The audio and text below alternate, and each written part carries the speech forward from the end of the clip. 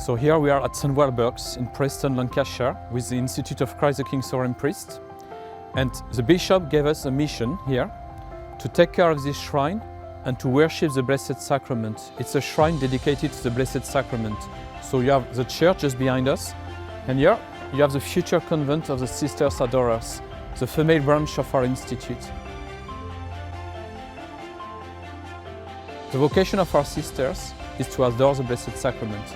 And we would like them to move here, to be close of us, close of Jesus, to be a center of prayer, a continuous prayer before the Blessed Sacrament. We would like to move here to be more close to the church for our prayer life, for be able to be more present in the church for the adoration of the Blessed Sacrament, who is our main vocation, and for the needs of the apostolate to be more close.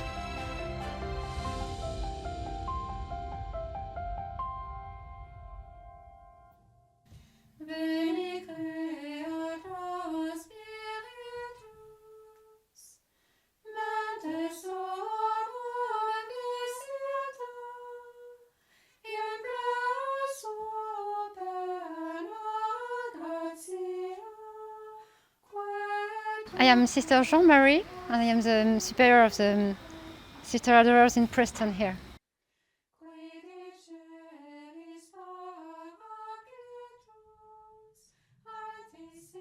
So the building is a very, very bad condition. We need a lot of help because we need a lot of works for the building, but it could be a very beautiful convent and very, very nice place for the worship of God. So we just start the first phase of this convent with the roof. The roof was just a big mess, leaking everywhere. We have dry rot. So currently, thanks to two main benefactors and a bit of fundraising, we were able to start this phase one. So here you have the corridor and then 3 cells. Each cell has 2 windows. And here you have a little study room, a library. And further there, after the corridor, you have a staircase coming up from the other cells downstairs. And that's the oratory with the Blessed Sacrament.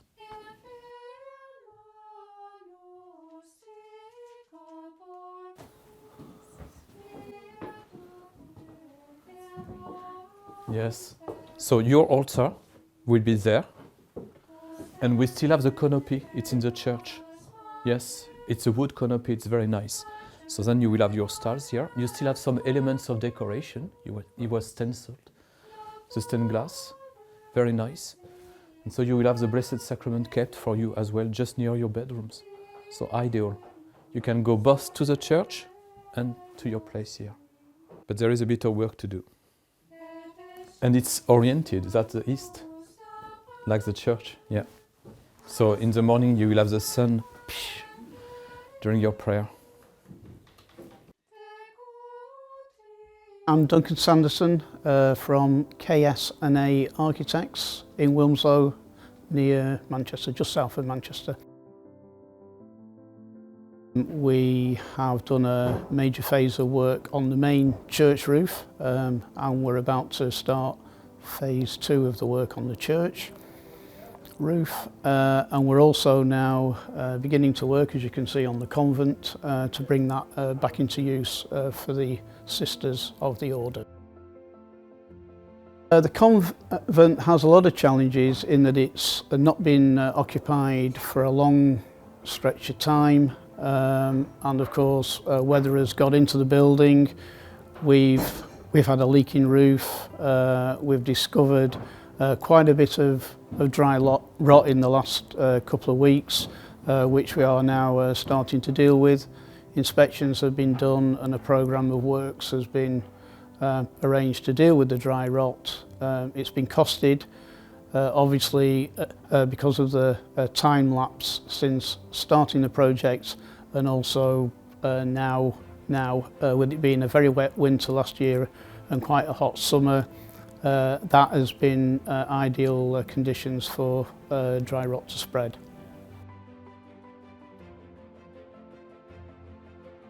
And you have another door you go to the refectory with a nice stone floor, and on the other side of the fireplace you have the kitchen.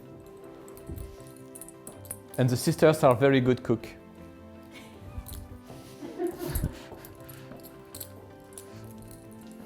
Would you like a new oven? This one is a bit outdated. But once you remove the wood of, yes, you will have proper windows and you still have the sun coming in. It's nice. Well, we'd like to think it will be done in between 9 to 12 months. I would think probably closer to 12 because of what we've found and the additional works that we're going to have to do to treat the dry rot and eradicate the dry rot. Most of the window frames on the floor below are completely rotten and will need complete renewal. Some of the floors in areas are going to need a cut out and new joists pieced in and new floorboards. There's an area where there's some lintels just up there, the ends of which are rotten, and we need to cut those out. We have a lot of ideas and projects for the future convent, and we are realists, and we know we need a lot of time to do, but we hope with benefactors and friends we can, and the Providence first, we can success in this project. Bishop of Lancashire at the time, Bishop Campbell, welcomes the sisters in a presbytery in the city centre. It's distant 20-25 minutes walk, and at the time of traffic with a car it can be quite disruptive in the religious life. Also the parish at the moment is interested to have the presbytery back. So we need the sisters to move here, first for their own religious life, to keep silence and recollection, and also because we want to extend our hours of adoration to all day, every day, from morning mass to evening prayer, vespers and benediction. So we really hope to be a center of adoration of the Blessed Sacrament and to extend this prayer. So that's, I think it's crucial. We need this prayer. That's why we need the sisters to move here.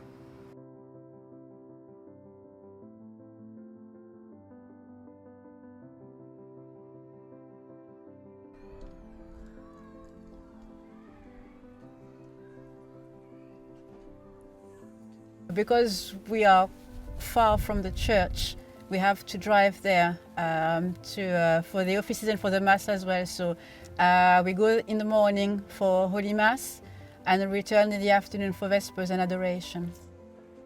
So liturgical books, the corpse, everything we need for the liturgy.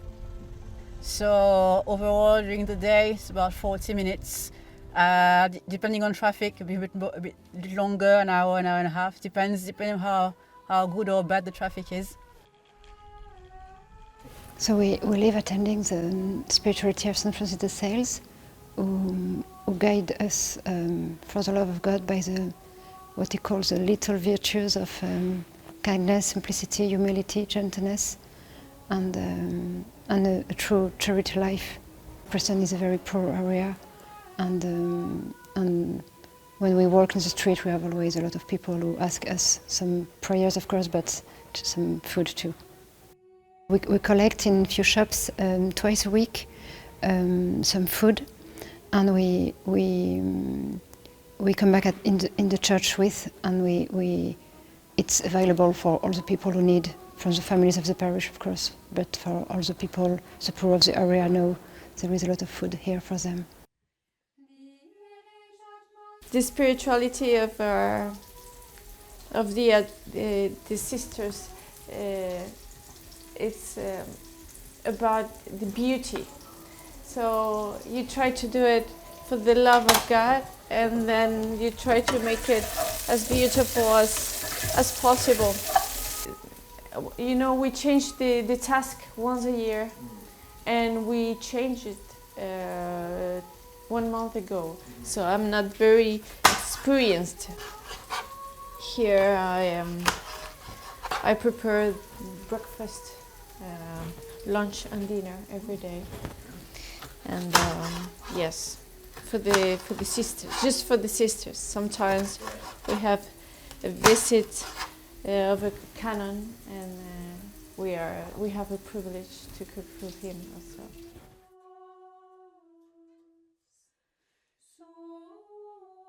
I'm preparing the French class for tomorrow, so I'm just reading a story because one of them is more advanced than the others. So I'm going to ask some comprehension questions about this story about Michaelo. It's a little angel. It's a small class, so they're homeschooled, and we just help them a bit with French and catechism. Sister Jean-Marie helps them with singing. So it's just a few of them normally, between 3 and 7, more or less, students. And we have to see how they're doing, each of them, because sometimes some of them are more advanced than the others.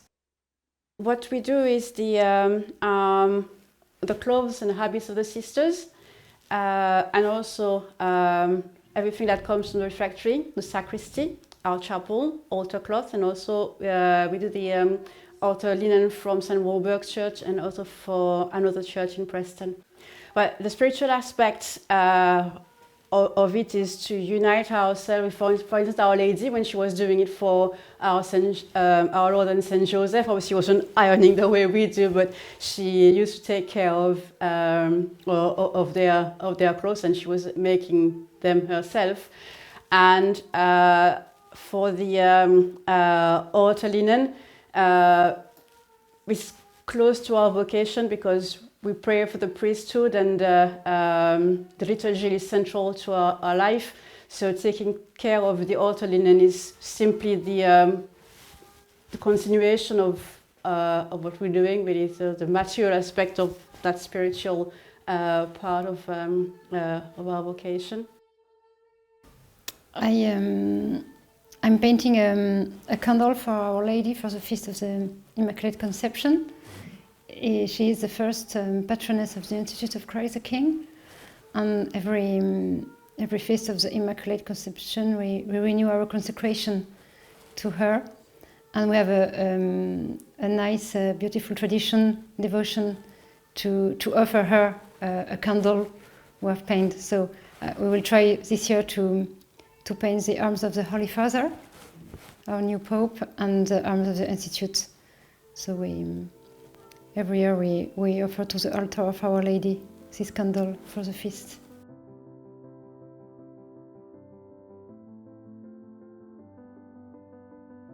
We are consecrated to the Sacred Heart of Jesus, to His royal heart especially, so we honor Jesus like a king and like a priest, to honor him.